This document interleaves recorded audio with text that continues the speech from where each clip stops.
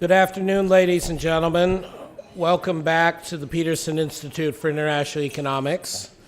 I'm Adam Posen, the Institute's president, and it's my particular pleasure to have you with us today for the presentation of the Asia-Pacific Regional Economic Outlook from the IMF. But more importantly, this is the debut of Changyong Rhee, the new head of the IMF's Asia Department, in public speaking in Washington and elsewhere, and we are very proud and pleased that Dr. Rhee has agreed to let us be his matinee and his debut performance. Changyong Rhee is a colleague of mine, and in particular of Marcus Noland and many others, Nicholas Varone and many others in the building for a long time. We are thrilled that he took over in February as the new head of director of the Asian Pacific Department, the IMF, but he, prior to that, had been chief economist of the Asian Development Bank, where he brought enormous energy, both intellectual and personal, to the job, worked with us, and I want to give you a second chance at this terrific book that he and I edited with our colleagues on responding to financial crisis, Asia then, Europe and America now. And we have today, coming from Changyong, a presentation that's not just about the forecast, the outlook, but about such important themes as assessing the dangers of the corporate leverage in the Asian region. Does growing regional integration synchronize the Asian economy's greater degree? And a particular soft spot for me, macro-prudential policy and capital flows in Asia.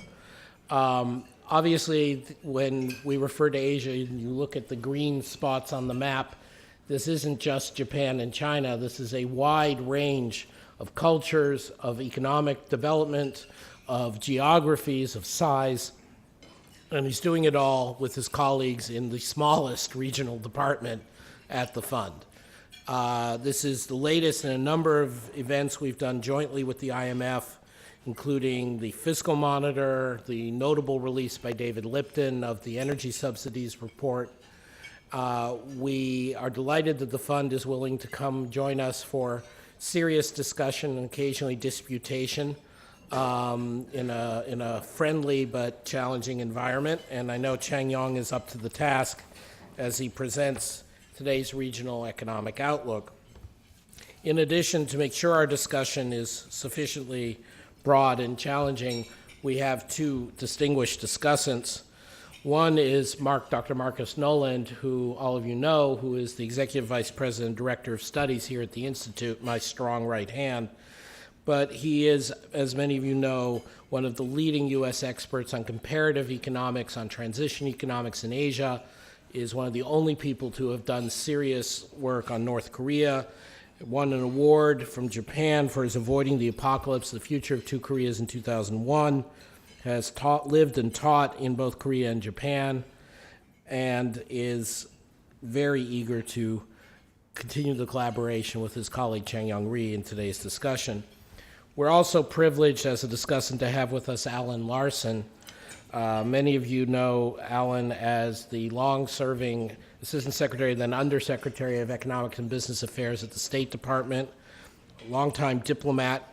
Even though he is an economist, not a lawyer, he's currently housed at Covington, where he, according to his advertising, carefully legally prepared, provides clients with strategic advice, counseling, and representation at the intersection of international business and public policy.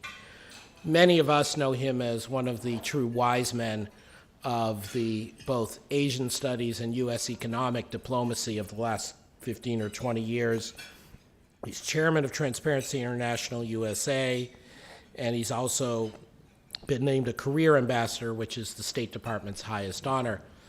But before we get to those folks, I would like to turn the floor over to my good friend Changyong Rhee to tell us the realities of Asia today. Thank you, Changyong.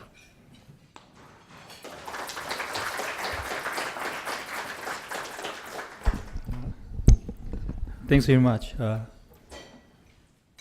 Thank you. Okay, thank you. Thank you, Adam and Marcus.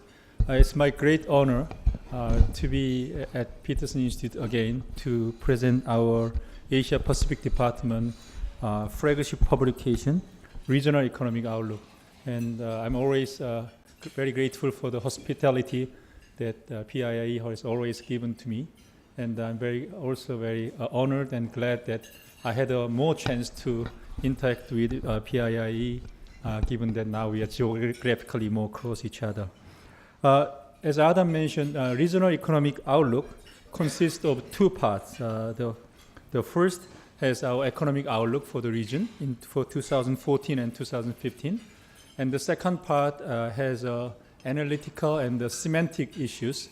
And in this year, we discussed about the status of corporate leverages in Asia, and also the effectiveness and the limitation of the macro-prudential policies, and also the progress of regional integration and its implication for the business cycle synchronization in Asia. Let me start with some key messages from our forecast. And first, we believe that Asia Pacific will remain as the most dynamic region in the world. And despite the uncertainties surrounding the QE tapering and also slowdown of Asia's giant, which is China. And also the external risk, which started from the hint of QE tapering in last May, actually has receded quite significantly. And many Asian emerging economies are currently doing better than other emerging economies in the other region. But on the other hand, we believe that this is not a time for Asian economies to be complacent, because the policy spaces of many Asian economies has been significantly narrowed in coping with financial crisis after 2008. And we believe it's time for Asian countries to regain policy spaces with vigilance and reform. Let me review each point one by one.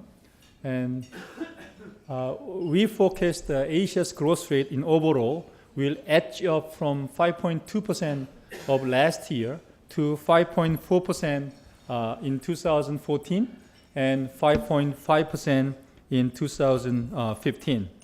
And so growth rate will be slightly higher, except the ASEAN regions. As you know, that ASEAN's growth rate will go down from 5.0 to 4.7 this year, mostly due to the disappointing performance of Thailand due to the political instability. But other than that, Asians will remain quite resilient growth rate.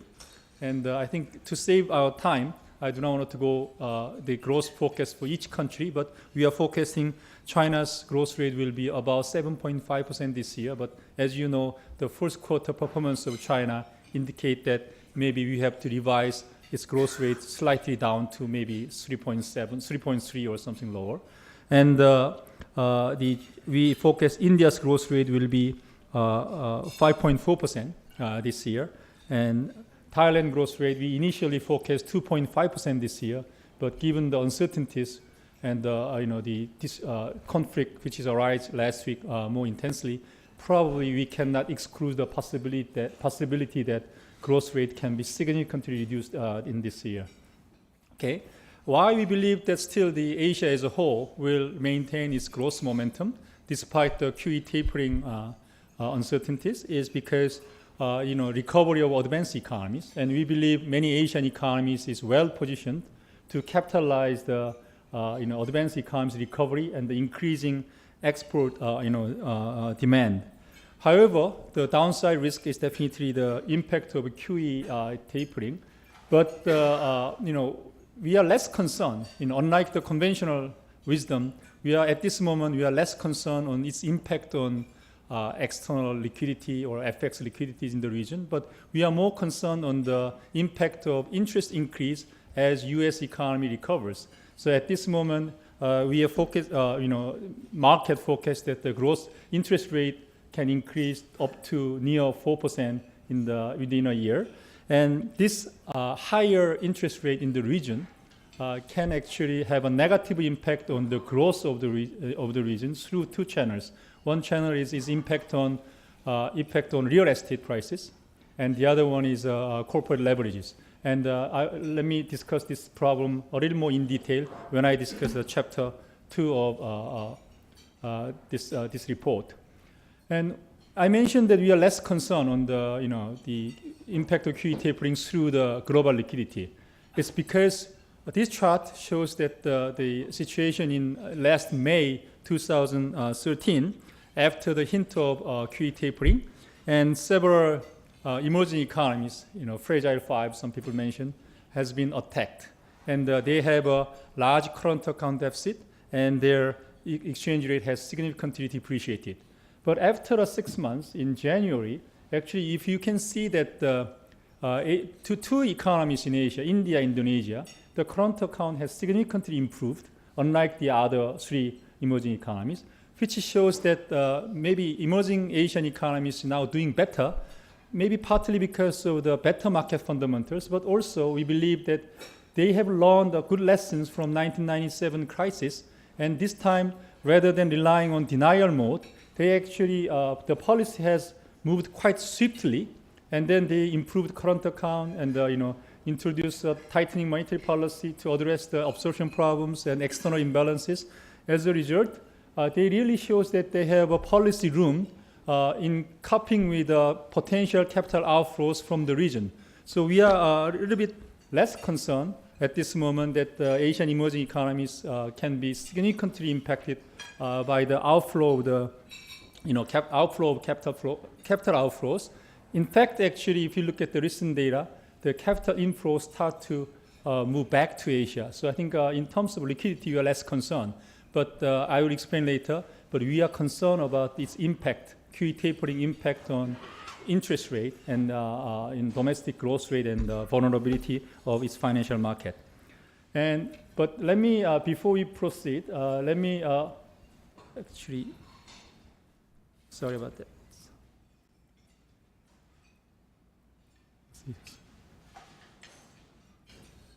Okay, but there are several other downside risks we are considering at this moment. The first one is that irrespective of QE tapering, there are several the frontier and developing Asian countries which has large current account deficit as well as very high credit growth.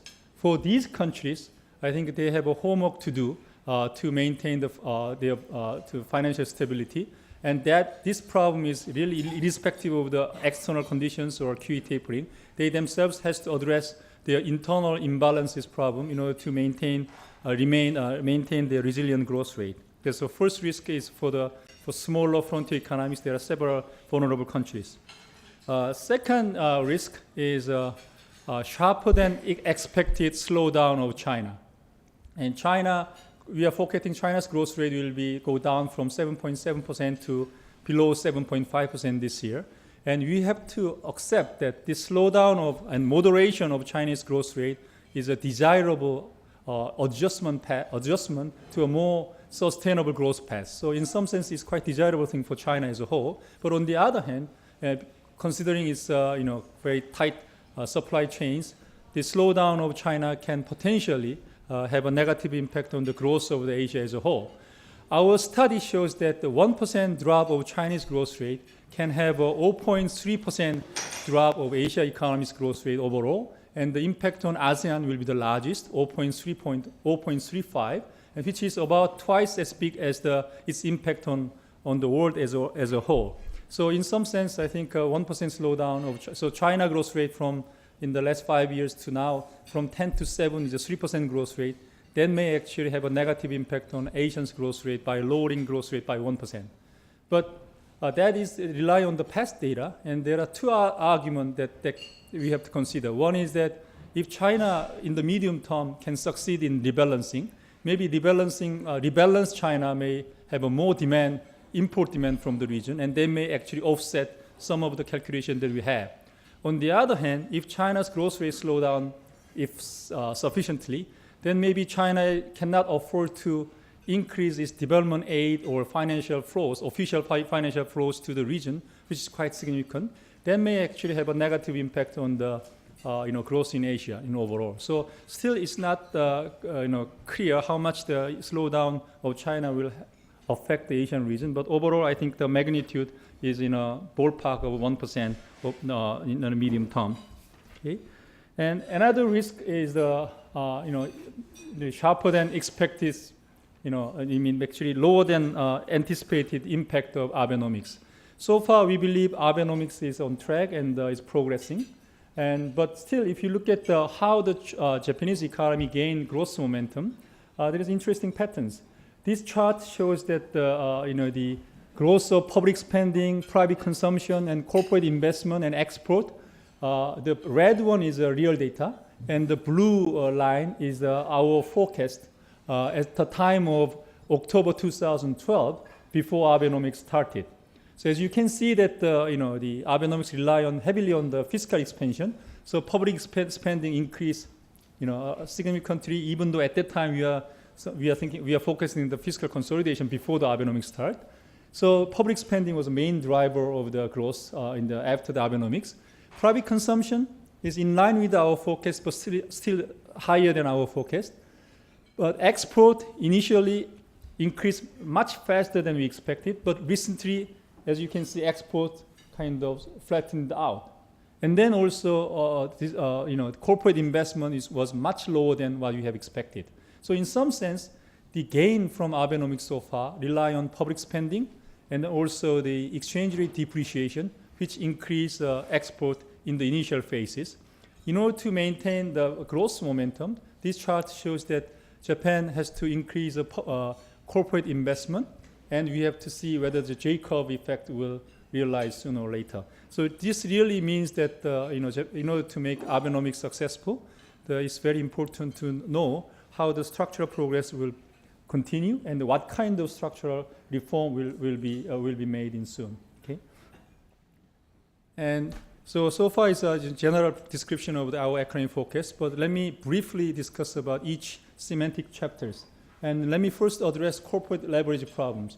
Why we are addressing this corporate leverage problem at this moment is because, as I mentioned, now maybe it's too early, we should be a little more careful, but at this moment we are less concerned about the kind of crisis in 2008 or last year in May period. But on the other hand, we are worrying about that higher interest rate on this year after the QE tapering may have a negative impact on Asia's growth rate through adjustment of real estate prices or adjustment increasing the interest burden on their corporate sectors. So we are now trying to compare what is the current status of corporate leverages in Asia using microdata. And let me show some key result. First of all, I want to emphasize that corporate leverage problem in Asia is not overall a big problem. Especially if you look at the debt to equity ratio from our corporate data, the green line shows that the debt to equity ratio from 1995 to current, as you can see, Asia has very successfully in deleveraging corporate debt overall. And at this moment, if you look at the level of the corporate leverage in Asia, still we are better than Latin America and other countries. So overall, level-wise, we don't need to be panicked. But on the other hand, what we want to say is that in the last few years, there are several countries like India and Indonesia where the corporate leverage has increased relatively significantly. And more significant problem is actually the concentration of this corporate debt in some weakest segments. For example, these two charts shows that how much proportion of corporate debt is owned by the companies with a leverage ratio bigger than 2, or in many ratios, leverage ratios, and by leverage ratio and by interest rate coverage ratios. And on the left chart shows that about 30% of the corporate debt in Asia is owned by the companies whose leverage ratio is bigger than 2, the yellow and the red bar. On the right side, the chart shows that about 25% of the corporate debt is owned by the companies whose interest coverage ratio is less than 1. So their profit is not covering the interest payment. And about red bar shows that about 25% of the corporate debt is owned by the companies which has less than 1 corporate the interest coverage ratio. And we actually do some simulation, and let's assume that the global interest rate increased by 2%, 200 basis point, and then let's see how many more companies will fall below how many companies will become companies with the interest coverage ratio less than 1. And this chart shows that, for example, if interest rate increase by 2% more, let's look at the Vietnam in the middle.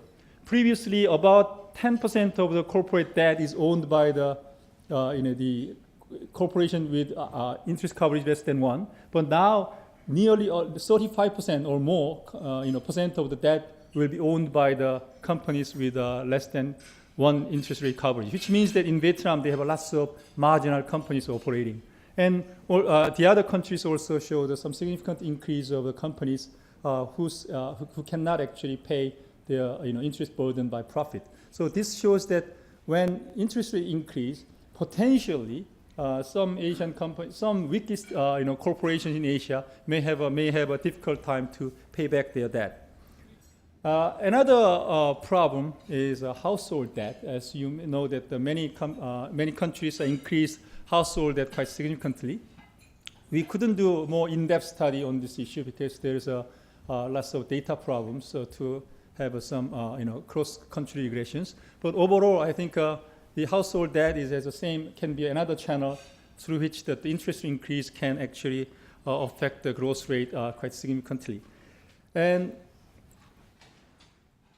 especially, the household debt consists of large of real estate in Asia. And in Asia, recently, in Hong Kong, Singapore, China, the housing prices significantly increased. So when the interest rate goes up, we are worrying about there can be some disorderly adjustment of real estate price, which has a negative impact on growth.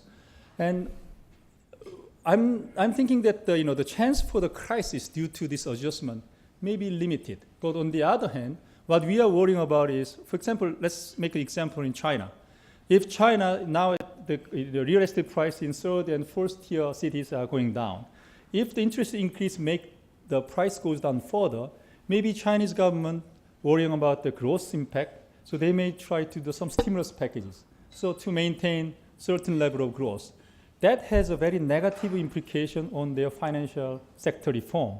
What we believe is that priority at this moment for China is to rein in credit growth, address shadow banking issues so that they can secure the long-term, sustainable growth path. But at the same time, when the real estate price goes down, if they focus on the retail stimulus and maybe loosen some credit expansion, then may have a negative implication on the the reform agenda. Maybe they will delay the introduction of property tax on the properties, that kind of thing. So that has some negative implication for the long-term growth, sustainable growth path in Asia. Okay, and now let's move to the macro prudential policies, and we are thinking about whether is there any evidence that the macro prudential policy in Asia has been effective, so that they can actually use it again at the time of QE tapering. And overall, this chart shows the indices that our staff developed using the experienced macroprudential policies, including the dynamic provisioning and the reserve requirement, some constraint on the foreign investors' holding of assets, withholding tax. So there are several the macroprudential policies which we actually collected data and then we make it index. And this chart shows the cumulative index of the macroprudential policies used for in each country, and we add up. Compared with other regions, Asia is really outstanding that we have used macroprudential policies mostly widely, especially in the last 5 years. Okay, and then we also analyzed whether this what is the impact of these macroprudential policies on credit growth and also the housing prices. If you look at the left panel, the T means that the timing, the introduction time of the macroprudential policies. As you can see, after introducing macroprudential policies, 1 quarter later, the credit growth start to go down, and then with some lag, housing price start to go down. On the other hand, if you look at the capital flow management, we don't see that kind of systematic relations in this graph. So our conclusion is that macroprudential policies overall has some evidence that it has an impact on the credit growth, especially macroprudential policy related with the housing sector. It has a impact of rein in credit growth and housing prices. On the other hand, capital flow management do not seem to have any significant impact on this asset prices. Does it mean that we have to rely on more macroprudential policies in coping with QE tapering? Actually, the interesting thing is that all the evidence that we have shown is mostly consists of the macroprudential policies at the time of capital flows. So in some sense, macroprudential policies for tightening credits. But now we are discussing about the period of capital outflows. So it will be theoretically as also empirically controversial whether macroprudential prudential policy has to be used at the time of capital outflows and when the tides goes out. For example, should we relax the DTI or LTV regulation if the prices start to go down? Maybe as a regulator, I personally think that it's not a good idea to change the financial regulation tools to use it countercyclical policy tools. But on the other hand, for some countries like Hong Kong and Singapore, which introduced very, very strict macroprudential measures in real estate prices, such as stamp tax or the regulation of some qualification criteria of the buyers, those kind of measures may be loosened a little bit. And overall, theoretically, maybe the dynamic provisioning may be the best way to address these issues. But on the other hand, if you look at the current stage of the Asian regulation, dynamic provisioning doesn't exist very much widely. So I think still we don't know the answer. So we actually try to get some evidence, but it's very inconclusive. So at this moment, the interesting issue is that whether we can use macroprudential policies at time of capital outflows. Probably I shouldn't say my personal opinion, but by looking at what happened in May 2013 and what happened in India, Indonesia, maybe macroprudential policies and the capital flow management may be effective in preventing the capital inflows, but maybe not very effective in capital outflow period. So how India and Indonesia overcome the mini turmoil in last year, I think is their sound macro fundamentals such as reducing current account deficit, maintaining the enough foreign reserves, and all kinds of things. So maybe at the time of the capital outflows, rather than macroprudential, maybe Washington consensus in some sense may be a more effective tools at the time of capital flows. It's really not a conclusive conclusion, but I think we need more research. What should be the macroprudential policy at the time of capital outflows? Okay. And then last chapter is about the regional integration. And we are looking at the degree of core movement in business cycles and what is the main driver of the increased business cycles in Asia. And this chart shows that quasi-correlation of by region between 1990s and 2000. And this bar shows that the correlations of the business cycles increased quite significantly from 1990s to 2000. At this moment, intra-Asia and Asian fives, correlation of business cycle, growth rate of the region is almost as high as the European level, intra-Europe level. So I think Asia become much more integrated. It's slightly lower than Europe, but it's quite catch up the synchronization quite rapidly. And that is mostly due to the intra-regional trade. And our study shows that about 1/4 of this increased core movement can be attributed to the increase of regional trade. But when you look at the regional trade pattern in Asia, it increased quite significantly between 1995 to the 2005. But after that, it's become stabilized. So in some sense, intra-regional trade may be already taken low-hanging fruits. So we have to see whether they'll continue. But anyway, increased regional trade was one of the main reasons to drive the core movement of the Asia's business cycles. Okay, and there are also this good byproduct of this study. Really show we are using the value-added trade data, recent data, and the byproduct of this study shows that some changing pattern of the supply chain in Asia. This chart shows that the value added from China and to China in Asia's countries export. And as you can see that the value added, the shallow bar is from 1995, the dark bar is 2012. You can see that the value added from China and to China in Asia's export increased in this period. So in some sense, you can see that China import lots of intermediate goods from ASEAN economies. At the same time, they send lots of intermediate goods to the ASEAN countries, more interrelated. So it's not just China is expanding and then just importing intermediate goods. China has also moved up the value chain. Now they are sending lots of intermediate goods to other countries. On the other hand, if you look at Japan, the Japan's supply chain linkages is relatively going down. This shows that the value added from and to Japan to Asian export, as you can see that the shallow bar in sometimes is higher than the dark bar, which means that during this period, the value added from and to Japan in Asian's export is quite reduced.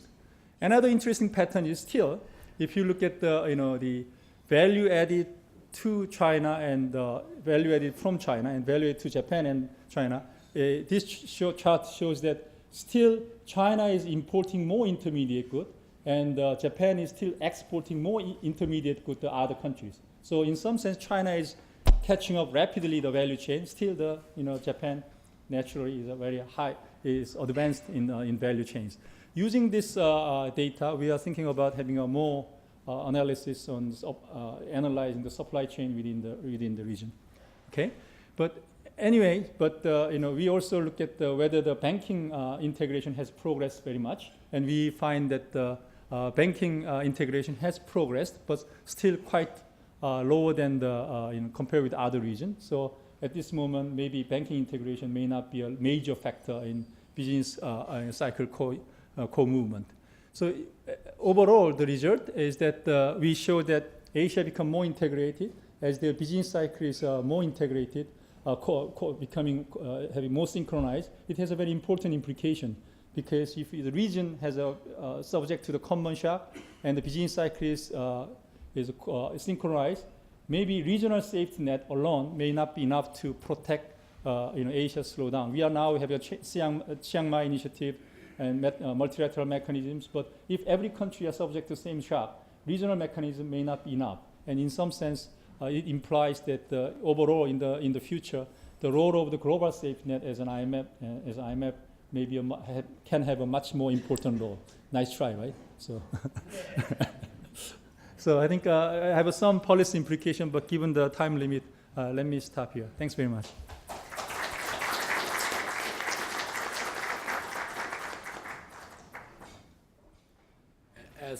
As I know Changyong has said, praise is due to the staff of the Asia Department at the fund who put together such an interesting set of work.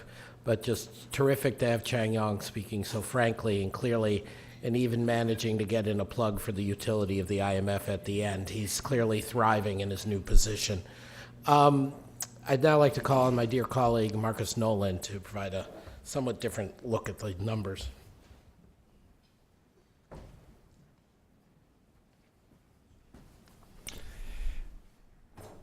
Thank you very much. I am honored to help welcome Changyong Rhee to Washington and honored to participate in this meeting. Changyong's remarkably comprehensive presentation naturally focused on short to medium run issues. But what I would like to do is step back for a moment and put these developments into a somewhat longer run perspective. The argument that I want to make is that Asia is experiencing a secular decline in growth. And this is to be expected, and that the short to medium run issues that Changyong emphasized ought to be considered against this fundamental backdrop. Looking back, Asia has grown more rapidly than any other part of the world for the last 50 years. That very rapid growth was built on favorable demographics, including low dependency ratios, rapid rise in human capital embodied in the labor force, as the labor force composition tilted towards large entering cohorts of new entrants, with rising levels of educational attainment, high levels of investment, in part in response to wars and other sorts of dislocations that temporarily reduced the level of the capital stock, and rapid technological convergence towards the frontier defined by more advanced economies. Relative to the past, all three of these drivers are now attenuating or even going into reverse. As a consequence, the region is experiencing a secular decline in the growth rate. In many countries, demographic bonus is turning into a demographic burden. Probably best known as Japan, where the period of demographic bonus ended in 1990, coinciding with the burst in that country's macroeconomic bubble and the onset of a period of prolonged economic stagnation. In South Korea, in 2010, the core productive population, aged 25 to 49, fell for the first time. And under current trends, within the next decade, South Korea's dependency ratio will begin rising. By 2030, population size will begin to decline, falling below its current level by 2040, setting aside possible developments with North Korea. China is forecast to age more rapidly than either Japan or Korea, possibly getting old before it gets rich, though there's obviously a lot of question about the degree of continued productivity increase with China's large rural population. It also has an unprecedented gender imbalance that could lead to unpredictable social and economic consequences. Vietnam is likewise aging rapidly. It may get old before it even gets urban. And the demographic bonus era is ending in economies such as Thailand, Singapore, and Hong Kong. Likewise, with the notable exception of China, investment rates have been falling throughout the region since the Asian financial crisis in the late 1990s. And with capital deepening, rates of return on capital may be falling as well. Finally, as these countries approach the technological frontier, opportunities for very rapid catch-up dissipate, and total factor productivity growth rates are slowing. All this means is that growth is likely to continue to slow, and with it, the main driver of the increased interregional economic integration, which we have observed over this entire period, and which Changyong emphasized towards the end of his talk. And as a consequence of this slowing growth, there will be less margin for error in terms of policy mistakes, so that Asia simply has less margin for error now than it did, say, in 1997-98. Which brings me to some of the uncertainties and risks facing the region. China is the largest economy in the region. It's very open for its size. Changyong demonstrated very strong connections between the Chinese economy and other regional economies. And that means developments in China have big implications regionally, as Changyong demonstrated. The growth model for China is already changing, and I think that's probably underappreciated here in Washington. The government, as Changyong indicated, is tolerating slower growth. Consumption share is rising, albeit from a pretty low level. Exchange rate misalignment has attenuated. The current account surplus is way down from what it was a few years ago. Some people say the distribution of income is becoming more equal. I'm not sufficiently expert on China to know how much confidence I should have in that result. But basically, you can see the outlines of a kind of shift in the Chinese growth model. Wages are rising, and to compensate for that, some firms are moving inland for lower wages, but that generates higher transportation costs. And so as a consequence, China may be poised for significant offshoring to lower costs to Southeast Asia and even regions beyond. So the linkages that Changyong showed at the end of his presentation may actually get even bigger as China begins offshoring manufacturing activities. Obviously, concerns center on the possibility of an abrupt slowdown or banking crisis, and I will mention this again at the end. Japan is the second largest economy. It has deep, if somewhat smaller, according to Changyong's evidence, connections to many of the other economies in the region. It's gotten a temporary boost from stimulative monetary and fiscal policies undertaken as part of Abenomics, but the latter is by design only temporary, and considerable concern centers on the so-called third arrow of structural reforms. One argument has been Japan's entry into TPP, the Trans-Pacific Partnership, would act as a lever for structural reforms. I cannot help but observe that I first met Al Larson 20 years ago when we worked on the Structural Impediments Initiative. Some of you may remember SII. So the idea of using U.S. demands to lever internal reforms in Japan is not a new one. And I have to say, sometimes in your life you have experiences that really crystallize things in your mind. And the following occurred in the winter of 1994. They had either shut the government down or we had a snowstorm that was so severe that they shut the government down. The temperatures were incredible. It was something like 20 below. And nevertheless, there was a delegation from Japan that had come over to negotiate as part of SII. So we had the negotiations. State Department building was closed. The heat was turned off. We were in this room with no heat. I had long johns on. I had 2 pairs of socks. I had everything except mittens. And Al had gone out and bought the coffee and donuts out of his own pocket. And I don't know if we really accomplished very much that day, but I remember coming away thinking that Al Larson was a very earnest and dedicated public servant. Possibly due to these rather modest accomplishments that SII, the Moss talks, and other similar initiatives have delivered, I think it's probably more realistic to think about those sorts of trade agreements anchoring Japanese reforms rather than stimulating them. But whatever one's expectations, the progress of actually getting Japan into TPP has been disappointing, though my impression is there's plenty of blame to go around on that score. The point is simply that with fiscal policy constrained, structural reforms tentative, the concern that Japan may actually slip backwards over the next few years is not unwarranted. Problems in China and or Japan could contribute to financial turmoil in the region. Changyong devoted much of his talk to showing the degree of corporate leverage in Asia and how that might be of a concern. And one of the characteristics, and I did not coordinate this final point I'm going to make with Changyong or any of his colleagues in advance, one of the characteristics of Asia is it does not have some kind of regional authority through which to pursue financial sector reform of the sort that can be done at the national level here in the United States or at the EU or ECB level in Europe. Looking forward, the lack of a regional financial authority, and I know that there's the the Chiang Mai initiative and so on, but that is really, really quite weak and does not go into the degree of sort of banking regulation and so on that I'm thinking of.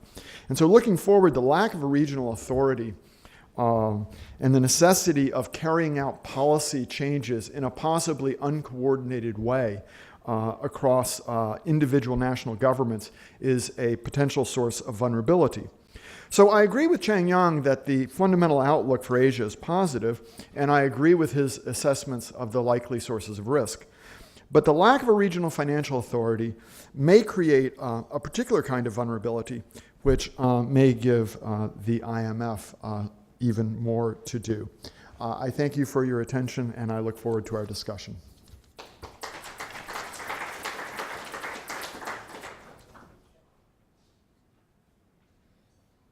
Thank you very much, Mark, especially for the longer-term perspective. I will now call on Mr. Donuts himself, Ambassador Alan Larson.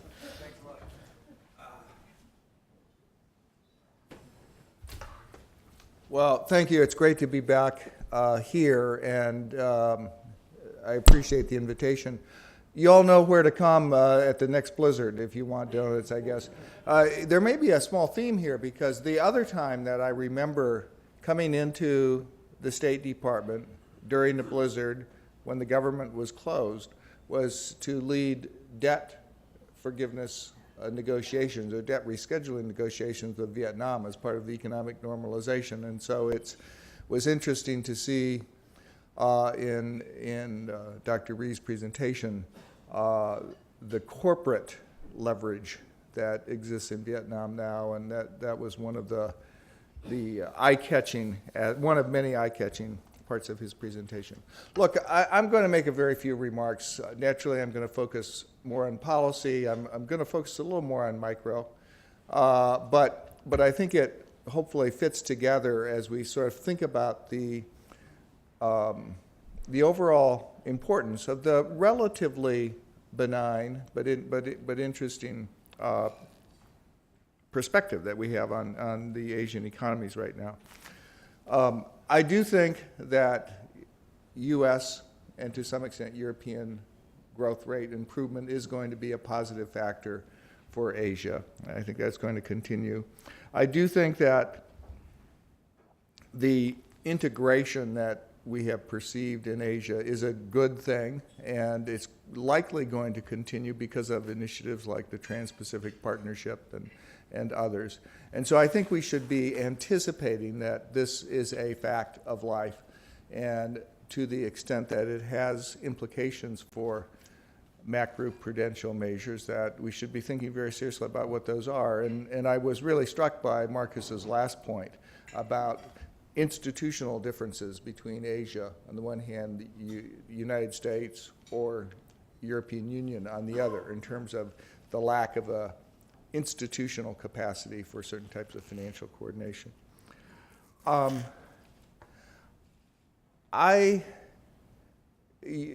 Practically everyone in the room is a better macroeconomist than I am, so I'll make the following comment rather humbly. I've been surprised that the tapering of quantitative easing measures has had as limited effect on interest rates as it has so far. And I just wonder, and this is more speculation about the analysis that Changyong did, that whether we'll see as sharp a movement in interest rates as might otherwise have been expected. Certainly, I do think that the effect of stronger growth in the United States and Europe will be the predominant factor, and that any counterbalancing effects of rising interest rates will be something to be to deal with, but will be less important.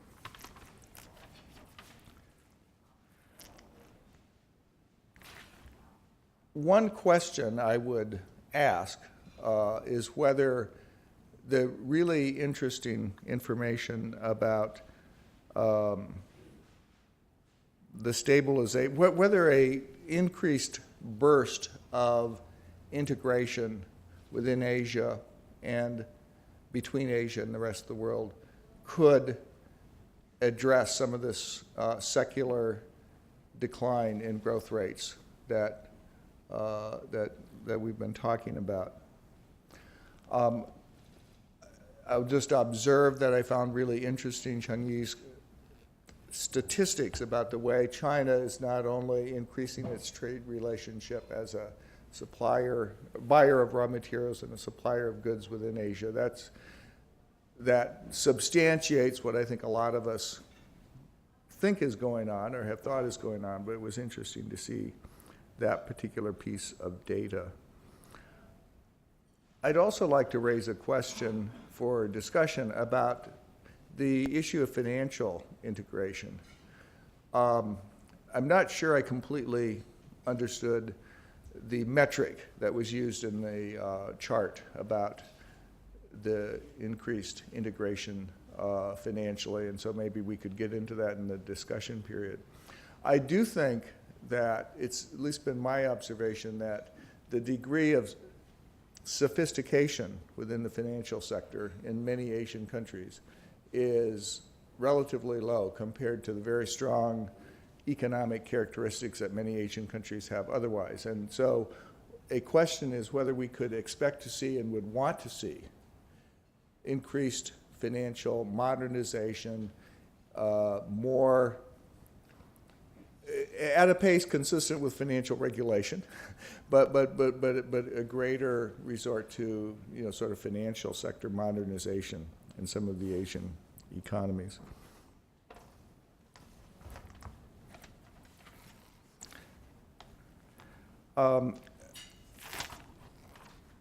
I think I will sort of end my comments, my initial comments there. I really thought it was an interesting presentation. I'm really pleased to have seen that.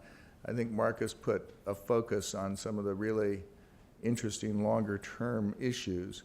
And for me, particularly in my current work, where I'm working mainly with businesses and mainly with businesses in China and Korea and Japan, if we can expect, if we should expect, that there will be further and deeper integration, that Japan will be a full member of TPP, and that will, if not be the spur for the third arrow to get out of the quiver, but at least will be a supportive stance. I do think Marcus is completely on the money that the missing part of Abenomics has been structural reform.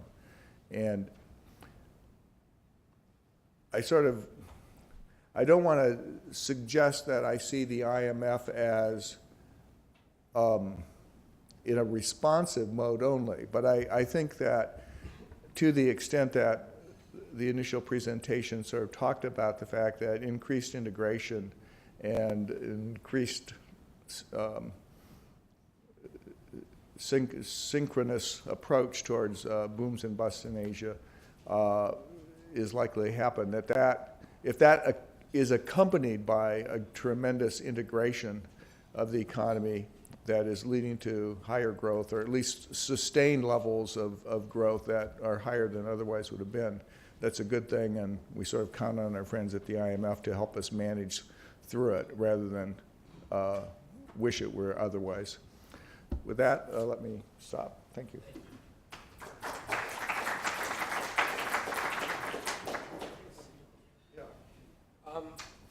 I'd like to ask our three speakers to take the comfy chairs on the stage and attach on their mics.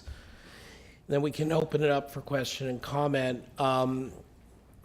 As usual, Jessica will be here with a traveling microphone in front.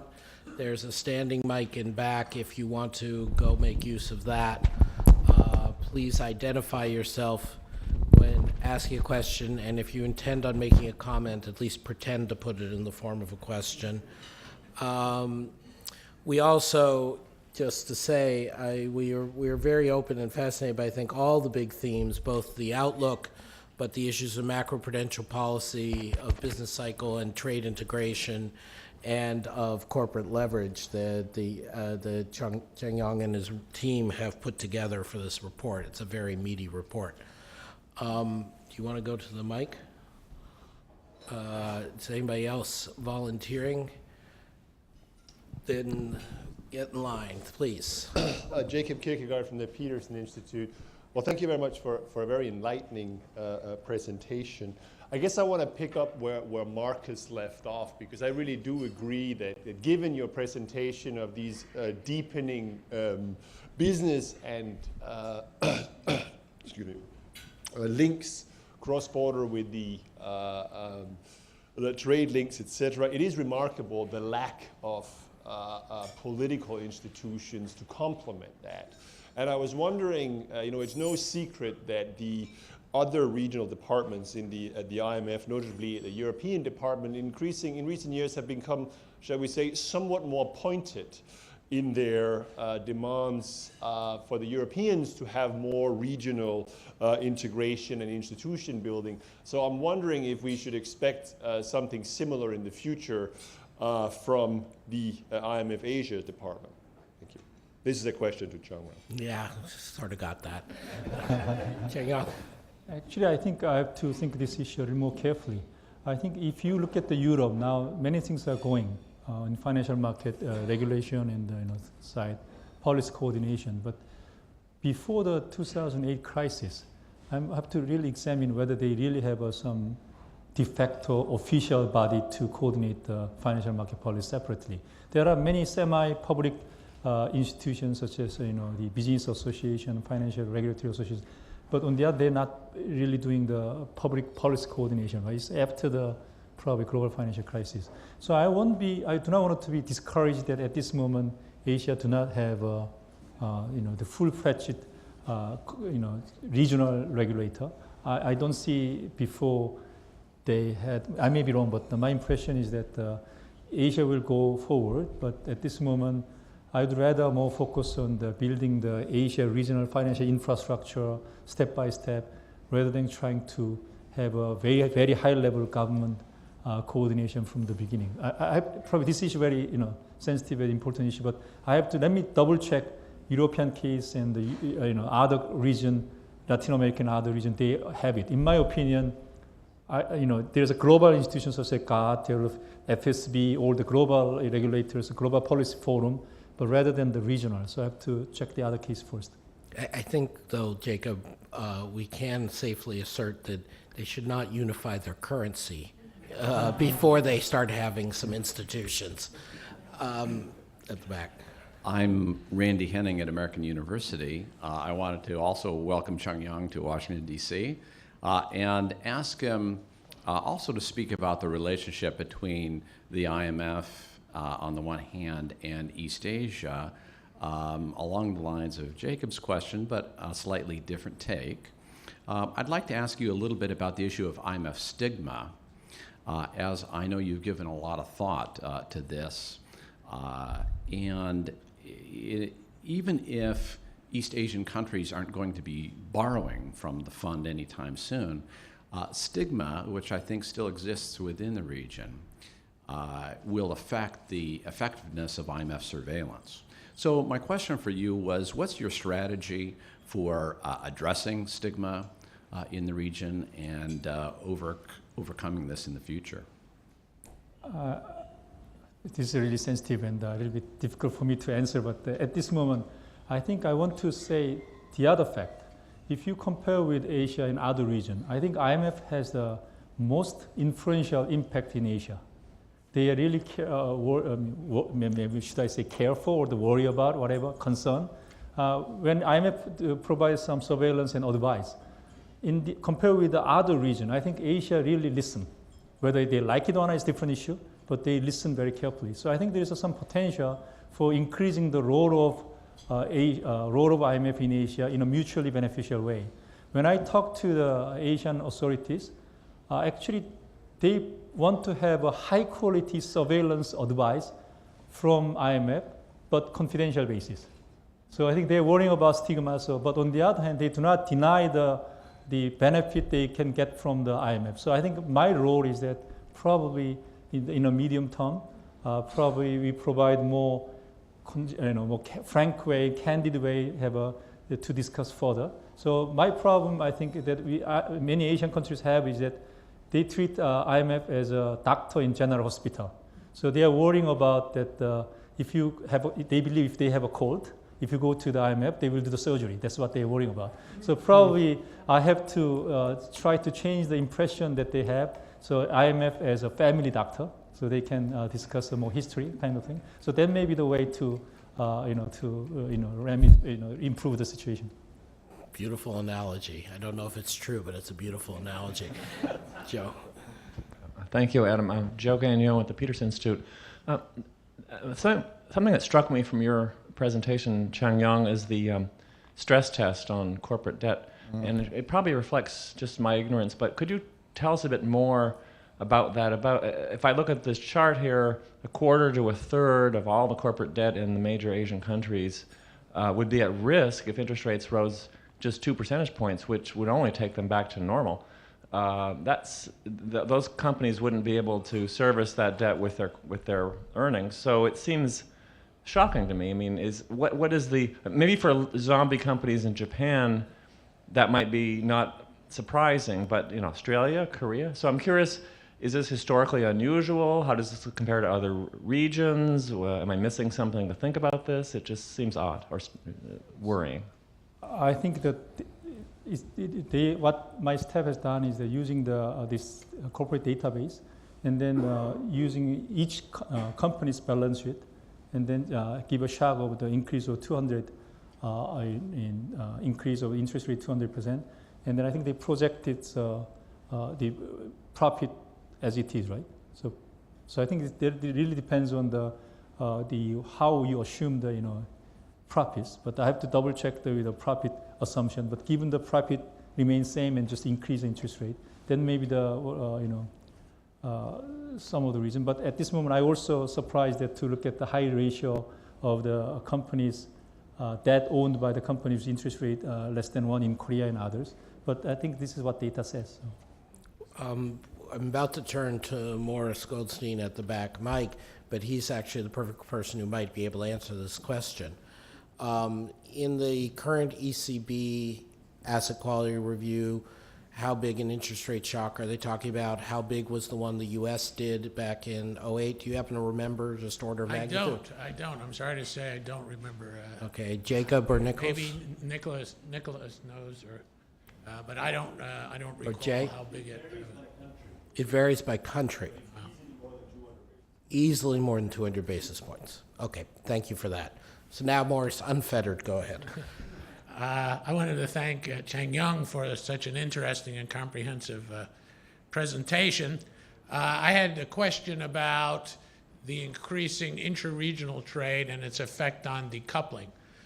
He mentioned how that had gone up, and this is a theme that has also been in earlier regional Asian economic outlooks. But my recollection is, in one of those, it probably was 2009 or 2010, it was pointed out that despite the increasing intra-regional trade, the dependence of emerging Asia's exports on final demand in the ES and EU had actually increased.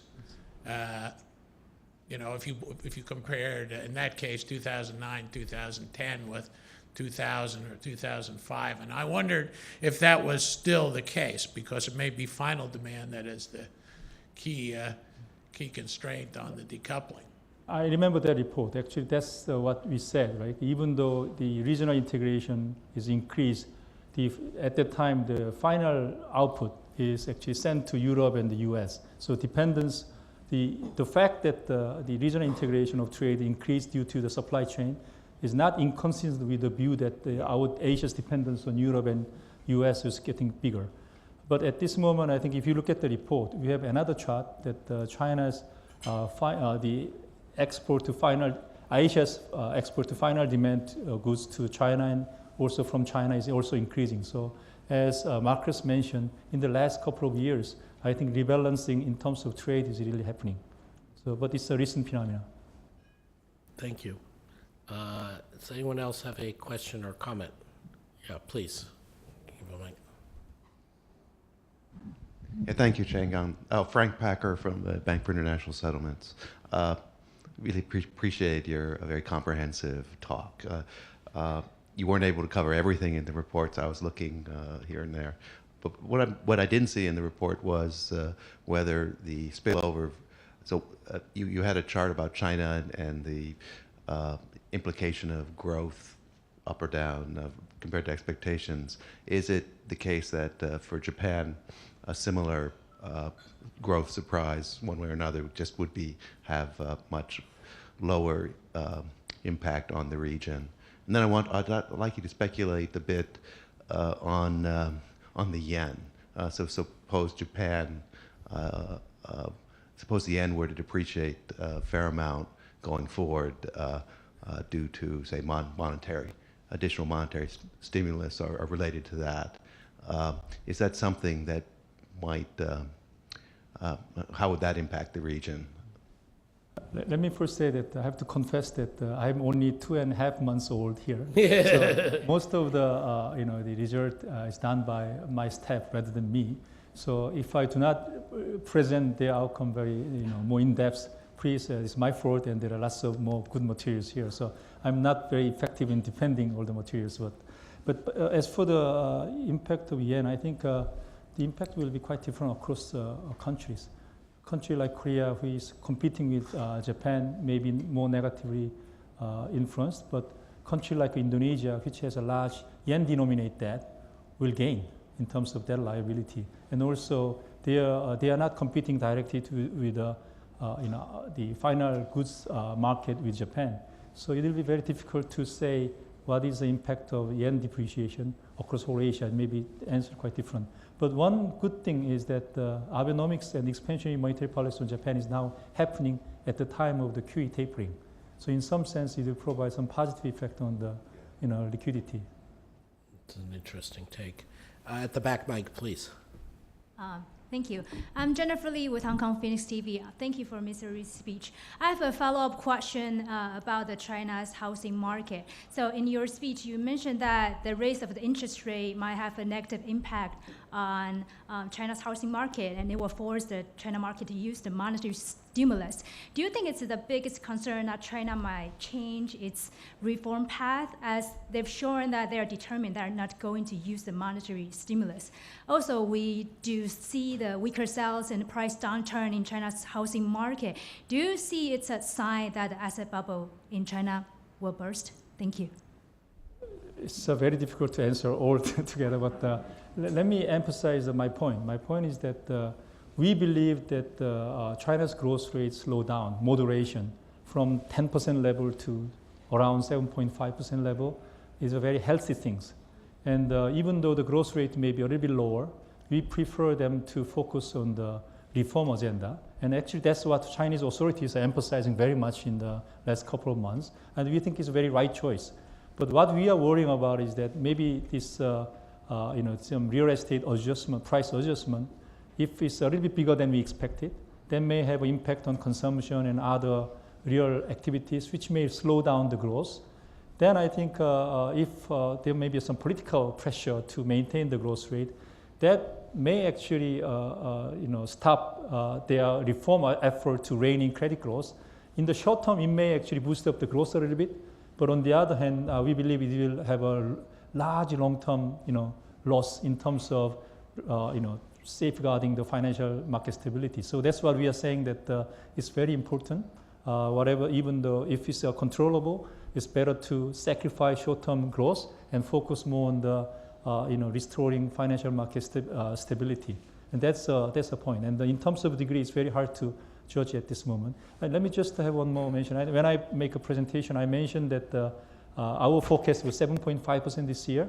And then at this quarter, in first quarter data shows that around 7.3% growth past many market forecasts. But still, let me assure, let me make clear that our forecast at this moment is 7.5%. One of my staff was concerned that I'm saying that our forecast is 7.3. So our forecast is 7.5. What I'm mentioning is that first quarter data seems to suggest a little bit lower than that, and we have to look at the other quarter data to see whether our forecast is right or not. If you guys are within 0.2 of the right number, I will deem you and your staff as brilliant. That would be fine. Gentleman at the back. Hi, I'm Craig Stephenson, the Asian Development Bank representative. Hi, Changyong.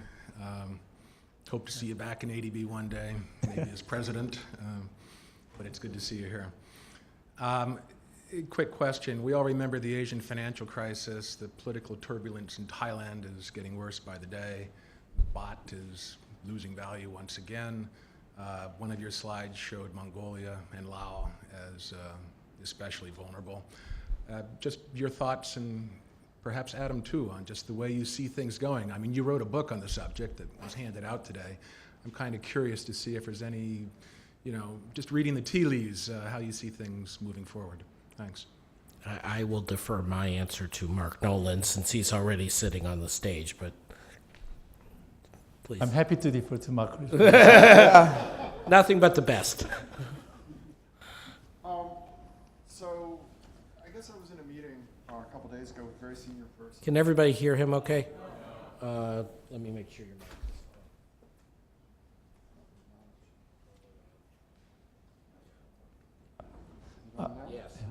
I thought that you on purpose.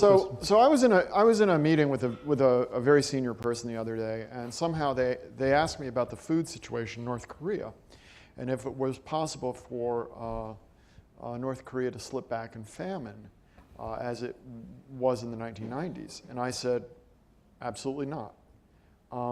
The situation has changed so much in the last 20 years that it is impossible to conceive of a situation in which the government of North Korea could make the blunders over a sustained period of years that it made in the 1990s and resulted in that catastrophe today, because we simply have so much better information. There'd be so much more pressure to act quickly, so much more accountability. So when I think about the sorts of issues that Craig raised in his question, it seems perfectly plausible to me that, and I certainly don't, I hope this doesn't happen, but it seems reasonable to think that Thailand will be able to really mess up its political system, that under the boom conditions in Mongolia, that it will be discovered that massive fraud has occurred and there is some sort of financial crisis and so on and so forth. I think you could imagine really bad outcomes in the countries that you named and probably additional ones. But I think what's really changed between now and the late 90s is in the late 90s, I was sitting in the office when we were over on DuPont Circle one day, and I got a call from the chief economist of a Fortune 500, won't do that one.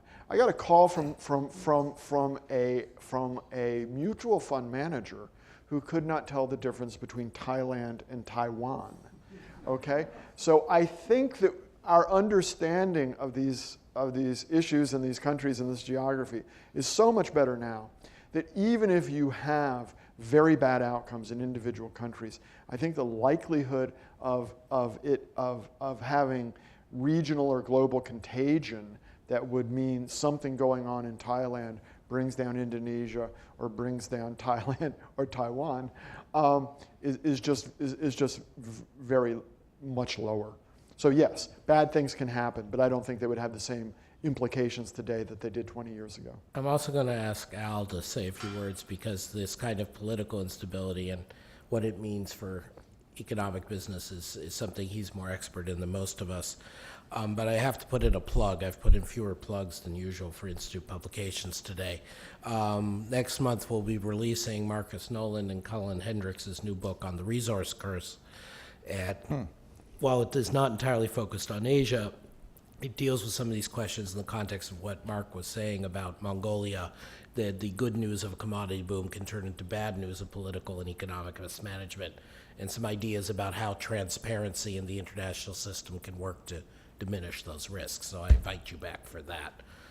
Al? Yeah, just a couple of quick comments. I mean, I think one of the really marked characteristics of the Asia financial crisis was the contagion and the way that you had a series of countries that had exchange rates that people thought were pegged but weren't quite pegged.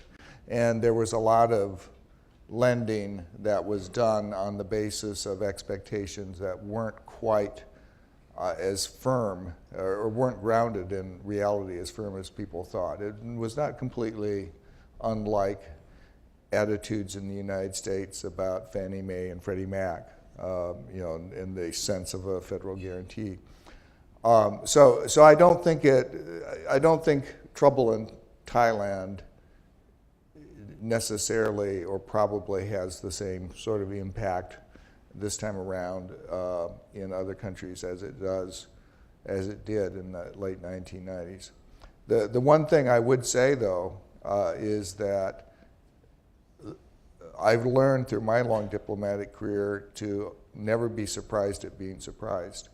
And I was mentioning to Adam that I'm spending a lot of time recently helping businesses figure out or try to think about a different set of issues that no one thought on January 1st of this year was going to happen. And that was the sort of things that we have going on in Ukraine right now, and the impact that that can have in terms of sanctions and businesses' investments. And so it leaves me with lesson one: we have to be really humble, and two, we have to try very, very hard to dig beneath our mental frameworks and find out about the implicit assumptions that we're making.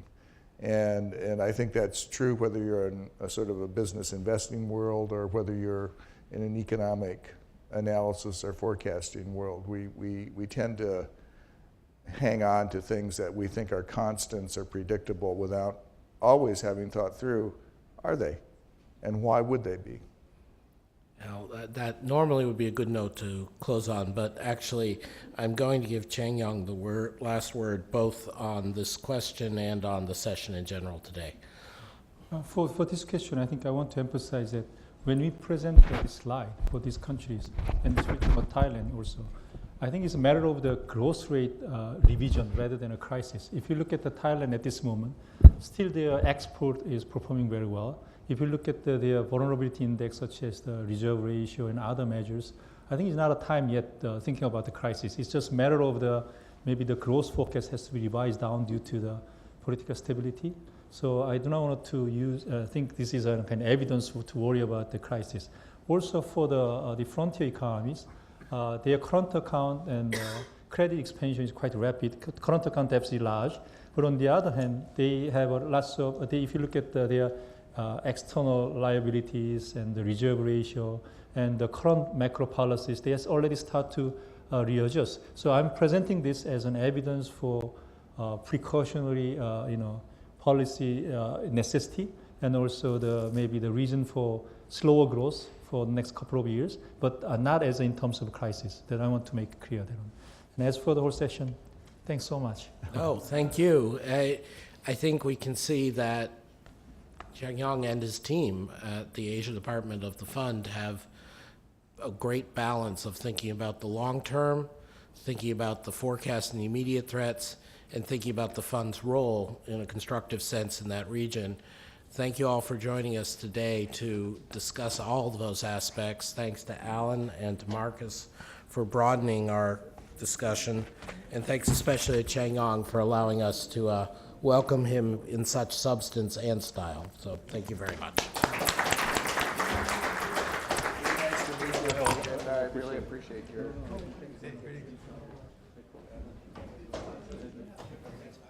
Much appreciated.